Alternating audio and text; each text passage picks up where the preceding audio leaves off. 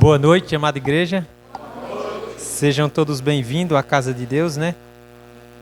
Vamos fazer uma oração para que o Espírito Santo, ele já está aqui, né? Para que ele possa estar em porção dobrada, né? Oremos. Querido Deus, muito obrigado, Pai, porque nós escolhemos o melhor lugar do mundo, Pai, que é estar aos teus pés, é estar aqui na tua casa.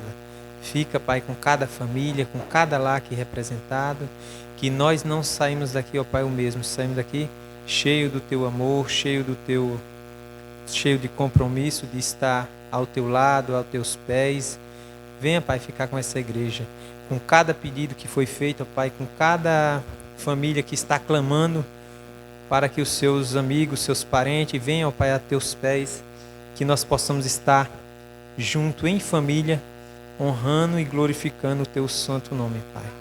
É isso que eu te peço, te agradeço em nome de Jesus. Amém. Todo mundo fez os pedidos, agradecimento, assim, é muito legal a gente pedir e agradecer, mas o nome dessa desbravadora é Bruna, né, que ela fez o pedido pelo pai dela. É Bruna, é seu nome, desbravadora? Daniele. Assim, quando a Daniele fez o pedido, eu lembrei da minha trajetória, porque é muito difícil você ver a família separada, que não professa a mesma fé. Então, a minha esposa, ela orou 10 anos, para a honra e glória de Deus. Assim, ela nasceu no lar adventista, e eu casei com ela e eu não era adventista, senão a gente moramos 10 anos, então era muito triste. Ela ia para a igreja, eu não ia, mas a oração e a palavra de Deus, ela não volta sem resultado, né? Está escrito lá em Isaías 59, né? Eis que a mão do Senhor não está encolhida, nem surdo seus ouvidos, para que não possa ouvir as orações. Então Deus ouve nossas orações. Continue orando, jovem, que para a honra e glória de Deus, seu pai vai se dobrar o joelho aos pés dele, né? Que nós possamos testemunhar desse grande amor de Deus, né? Eu vim falar do tema sobre família. Tempo em família.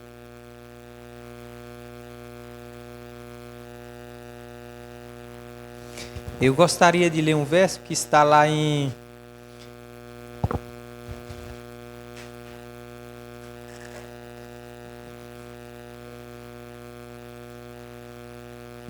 Tiago.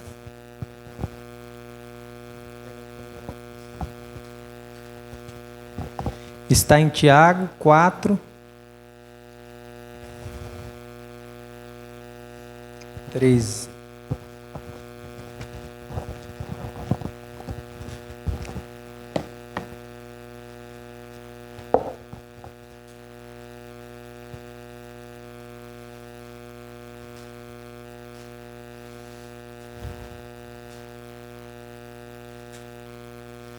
Pode ler, Irene. É 13 até o... Tiago 13 até o... É o 16.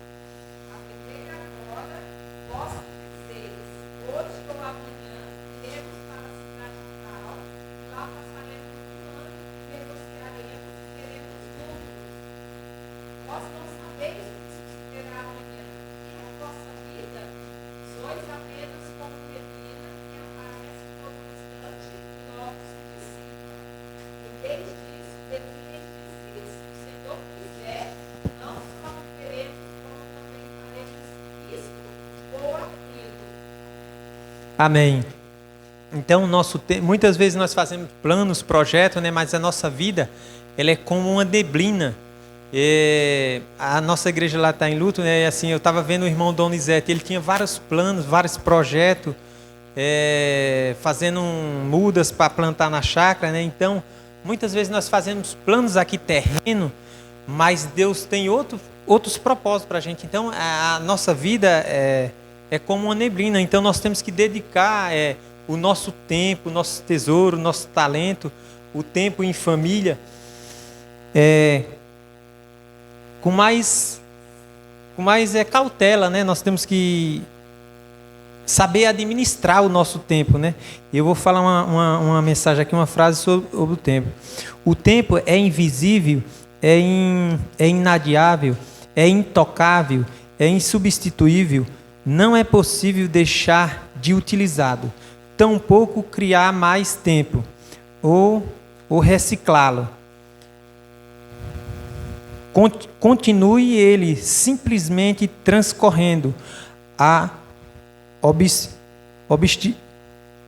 obstinando e incansável, constantemente empurrando o presente para o passado, e assim quando paramos para refletir, sabemos nossas trajetórias finalmente ficaram para trás, né?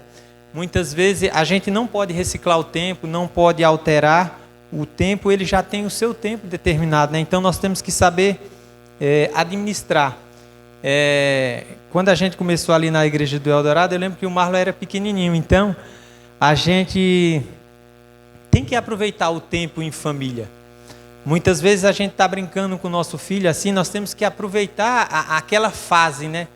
Porque a criança, cada fase é um período que nós temos que aproveitar. E muitas vezes a gente deixa passar essa fase. Um certo dia lá na igreja qual eu frequentava, quando o Maslo nasceu também, aí um colega falou assim para mim: mas Cícero, eu pequei muito, eu não curti os meus filhos, devido ao trabalho, devido à jornada de trabalho, né? Esse colega meu, ele trabalhava de taxista de dia e de noite. Então, quando ele chegou a uma certa idade, ele sentiu que perdeu o tempo. E esse tempo, ele não volta atrás. Nós que somos pais de família, que somos filhos, temos que valorizar o nosso tempo. Com o nosso pai, com a nossa mãe, com nossos familiares, né? Com nossos antequeridos, né? Eu gostaria de contar assim, um testemunho que já estava previsto para mim contar sobre minha vida. Quando eu já estava com 10 anos de casado com a Irene, eu levava uma vida, os meus tempos eram tempos diferentes, né? Não tinha tempo para a família, tempo para a igreja, eu tinha meus tempos seculares, né? Eram minhas atividades seculares, né? Então eu não dedicava meu tempo para a minha família. Aí um certo dia, eu tomei uma cerveja, fiquei bem ruim mesmo. Aí eu fui tomar um banho num banheiro e eu falei: meu Deus, eu não quero que meus filhos me vejam nessa situação. Aí naquela hora eu chorei, clamei a Deus. E para a honra e glória de Deus, a partir daquele dia eu não bebi. Deus transformou a minha vida numa nova criatura. Eu passei a dedicar meu tempo para a família, junto com a igreja, desbravadores. E é isso que nós pais temos que fazer. Dedicar os nossos filhos, dedicar o nosso tempo para a nossa família, para a igreja, né? Para as coisas de Deus, né? Que são voltadas para a nossa salvação, né?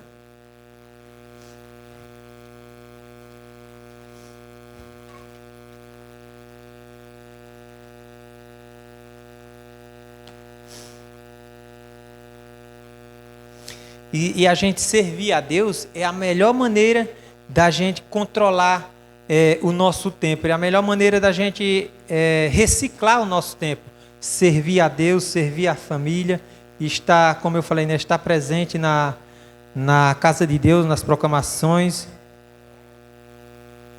E muitas vezes a gente queremos dar objetos para nossos filhos, para a nossa família, para agradar, para preencher aquele espaço, aquele vazio do tempo. Então nós temos que tirar tempo de qualidade para a nossa família e para as coisas de Deus.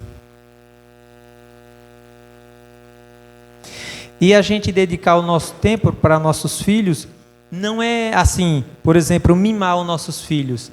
É ensinar eles no caminho que devem andar. Por exemplo, eu conheci um pai, quando eu era pequeno lá no Pernambuco, que ele mimava demais o filho dele.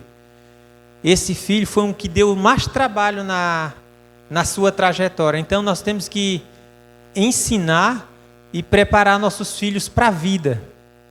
Não mimar os nossos filhos, né? Que a gente não possa confundir, né? Tirar tempo de qualidade, tempo em família com mimar, né, os nossos filhos, ensinar eles as coisas corretas, ensinar o caminho que devem andar, né? Então, essa é o nosso dever como pai de família, né?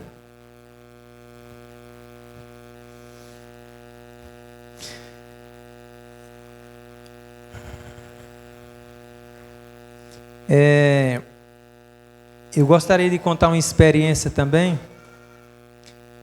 Quando eu conheci o tio da minha esposa, acho que tem uns 3 anos, a gente foi visitar ele, passear, passou tempo com ele. Aí eu conheci esse tio da Irene. Aí quando foi com uns 3 meses que a gente chegou de viagem, o tio da Irene faleceu. Aí eu fiquei pensando assim, poxa, eu deveria ter tirado mais tempo de qualidade, né? Ter conhecido esse tio da Irene, uma pessoa dedicada na obra de Deus, né? Então, muitas vezes, quando a gente perde a pessoa, que a gente pensa em tirar esse tempo de qualidade, né? Aí, o ano passado, uma prima minha falou assim para a mãe dela: mãe, o esposo dela morreu. Aí ela ficou sozinha, solteira. Ela: mãe, a senhora não pense que eu vou morar com a senhora, que eu vou cuidar da senhora. Aí quando foi com uns 4, 5 meses, a mãe dela morreu. Aí agora, dia de finado, ela postou na rede social: só sabe a dor que é a dor de quem não tem mãe, é quem perdeu. Então a gente tem que ter muito cuidado no que nós falamos. Nós temos que ter cuidado, principalmente nós pais. Temos que ter cuidado que nós falamos, que nós profetizamos para os nossos filhos. Eu lembro quando o Marley era pequeno, ele era bem imperativo, mas assim, ele era obediente, mas bem imperativo, corria, pulava. Falei o que eu e a Irene fizemos: oramos, entregamos ele nas mãos de Deus, para a honra e glória de Deus. Marley é um menino dedicado, Marley é um menino exemplar, sonoplasta da igreja. Então o que nós temos que fazer? Orar pelos nossos filhos, incentivar, ensinar. Não é chamar palavrão, xingar os nossos filhos. Nós tá sempre entregando nossos filhos, nossa família, num altar de Cristo, né? Todos os dias.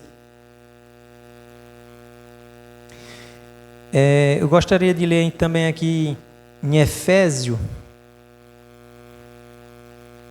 5, do 15 a 17.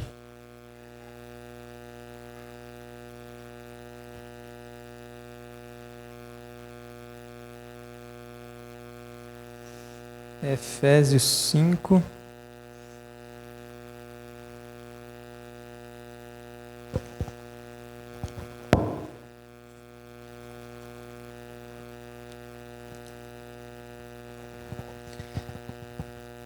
Está escrito assim em Efésios 15, 17. Tenha cuidado com a maneira como vocês vivem, e que não seja como insensato, mas como sábio, aproveitamos ao máximo cada oportunidade, porque os dias são maus. Portanto, não sejais insensatos, mas procurarei compreender qual é a vontade do nosso Deus. Aqui o apóstolo Paulo ele estava falando em Efésio, advertindo os cristãos a refletir e cuidadosamente sobre como administrar o tempo. Isso significa que deveria ser poderosa o seu padrão de vida, as suas ações e habilitações por consequências a seu caráter e suas propriedades. Então nós devemos administrar o nosso tempo. E aqui está falando também: se não estivermos dispostos a pagar o preço para recuperar e controlar o tempo das oportunidades, Satanás assumirá o controle de nossa agenda e ocupando o espaço que a nossa ausência deixou vazio em nossa família. Então nós não temos que deixar tempo vazio. Nós temos que estar administrando o nosso tempo. Hoje eu estava até conversando com o Marlon, ele está com tempo, na parte da manhã eu quero preencher com curso, para que ele possa estar preenchendo o seu tempo, porque nós não temos que dar espaço para o inimigo. Até nós mesmos que somos pais, muitas vezes nós estamos ali sem fazer nada, nós pegamos o celular e perdemos tempos com uma coisa que não vai levar nós à eternidade. Então nós temos que administrar o nosso tempo.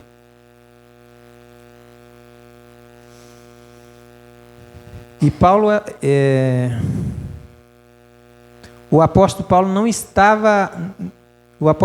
estava se referindo à exclusiva à responsabilidade missionária. Pelo contrário, um cristão sábio deve fazer o melhor uso do seu tempo, procurando as melhores oportunidades para realizar a vontade de Deus em todas as áreas da vida, inclusive a convivência em família. Inclusive em família, né? Eu fico assim pensando, muitas vezes nós não temos tempos de evangelizar o nosso bairro, todo mundo, nós trabalhamos, tem nossas atividades como pai de família, né? Trabalhar, manter a casa, manter o alimento, tudo, né? Mas nós temos que salvar pelo menos nossos lares, igual Moisés salvou sua família. Não quer dizer que a gente temos que focar só na nossa família, né? Nós temos que focar no geral, mas o foco principal, a responsabilidade que Deus nos deu é a nossa família. Nós temos que salvar a nossa família. Eu lembro de um irmão lá da igreja lá de São Francisco, quando eu batizei. Ele era um homem bastante missionário. Ele evangelizava, dava estudo bíblico, mas ele até falou para mim, irmão Cícero, eu dediquei pouco tempo para a minha família. Ele era um muito missionário, dava estudo bíblico sábado à tarde, chegava de noite. Mas ele não tinha tempo em família. Nós temos que saber separar esse tempo, né? Não ser negligente, como eu falei, em pregar o evangelho, né? Temos que dar prioridade para a nossa família, para o nosso lar, né? Para os de casa primeiro, né?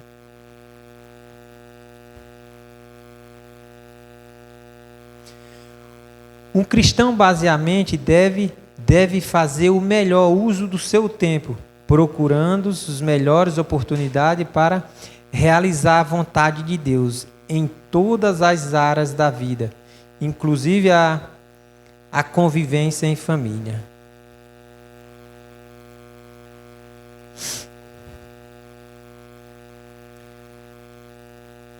Eu gosto de ler outra frase aqui também. Por amor, Cristo pregou o sacrifício infinito para nos resgatar. Agora pede que paguemos o preço necessário para resgatar o tempo. Ele é com a nossa família, a fim de experimentar a verdadeira felicidade. Se os dias em que vivemos são difíceis, não devemos perder tempo lamentando as distrações, mas usá-los sabiamente, aproveitando todas as oportunidades para que o propósito divino se realize por intermédio de nossa vida e nossa família. E durante esse período limitado, vivemos que temos decisões com consequência eterna. Muitas vezes nós perdemos o nosso tempo vendo outras atividades seculares que não vai levar à eternidade. Nós temos a consequência eterna. Por exemplo, a gente tem que ver o que vai tirar a nossa salvação. Muitas vezes nós estamos perdendo tempo com Netflix, alguma série, né? Nós temos que dedicar o nosso tempo para a eternidade, fazendo os cultos familiares, os cultos noturnos, né? As atividades da igreja, desbravadores, aventureiros, essas coisas que levam à eternidade. Então nós temos que ter controle e sabedoria com o nosso tempo que nós estamos administrando, entendeu?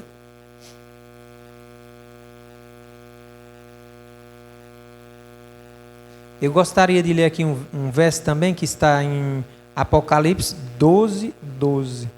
Quer ler, Irene? 12, 12 e pode ser o 13 também.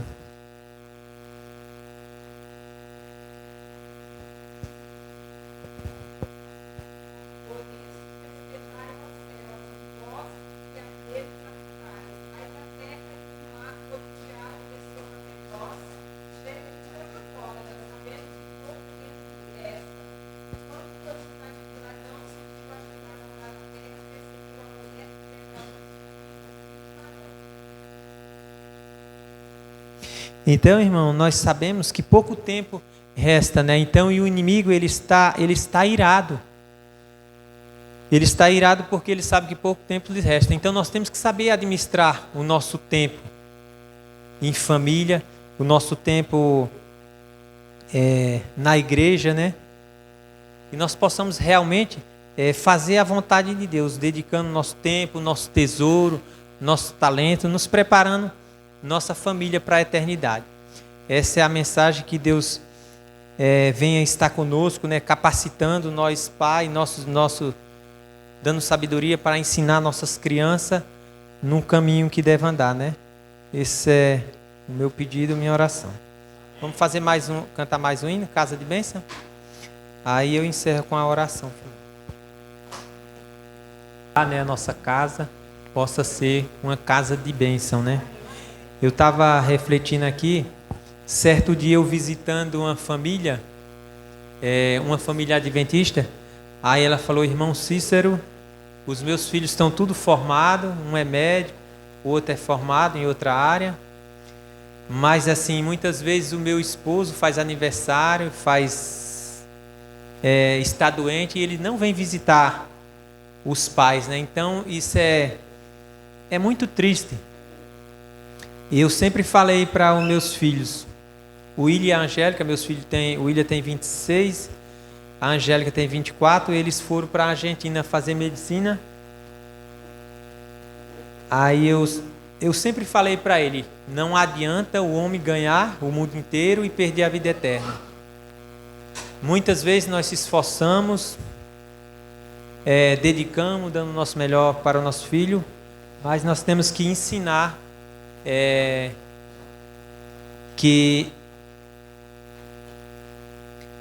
para eles a vida eterna, né? Por exemplo, não adianta ganhar o mundo inteiro, se formar, ter boas formações e perder a eternidade.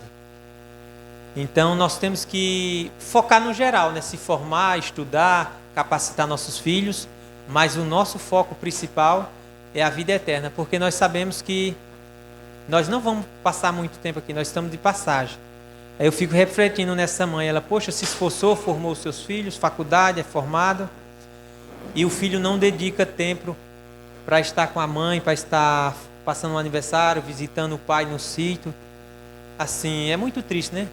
E sabemos que ela deu tudo, né? Deu o amor, deu a formação, mas nós temos que ensinar os princípios. É tanto que assim, o William e a Angélica, meus filhos, eles desistiram de medicina, e o William está fazendo ciência da computação e a Angélica está fazendo pedagogia. Eu fico feliz porque estão servindo a Deus, estão com pessoas. Por exemplo, ela casou com um rapaz que está fazendo teologia, estão com pessoas que estão com o mesmo foco, com o mesmo pensamento, que é da vida eterna, né? Nós sabemos, como eu li o verso, né? Nossa vida é como uma neblina. Nós não precisamos de muita coisa para viver aqui nessa vida. Um exemplo é os passarinhos, né? Tem um verso que fala, né? Os pássaros não plantam, não colhem, né? Então nós estamos aqui de passagem. Não quer dizer que a gente vai ser como a formiguinha. Não seja como o preguiçoso, né? A formiguinha, né? O exemplo da formiguinha. Mas nós temos que ter a mente aberta e se preparar, trabalhar como Jesus viesse amanhã. E se preparar a nossa família, o nosso filho para a eternidade. Isso é o mais importante. Levar como Moisés, né? Apresentar nossos filhos diante de Deus. Aqui está os filhos que o Senhor me deu. Aqui está a nossa responsabilidade. Esse é o meu apelo nesta noite. Oremos. Querido Deus Pai, Deus Filho, Deus Espírito Santo, vem estar, ó Pai, nos lembrando, nos capacitando para que nós possamos, ó Pai, estar lembrando por esses pedidos de oração, por essa filha clamando pelo seu Pai, para que eles possam estar aqui, ó Pai, testemunhando, se entregando, chorando nos teus pés, ó Pai, fazendo a tua vontade. Abençoa a tua igreja, ó Pai, que nós possamos ser mais responsável com a Tua palavra, com a pregação do Evangelho, com nossos filhos, dedicando o nosso tempo, o nosso tesouro, o nosso talento, ó Pai.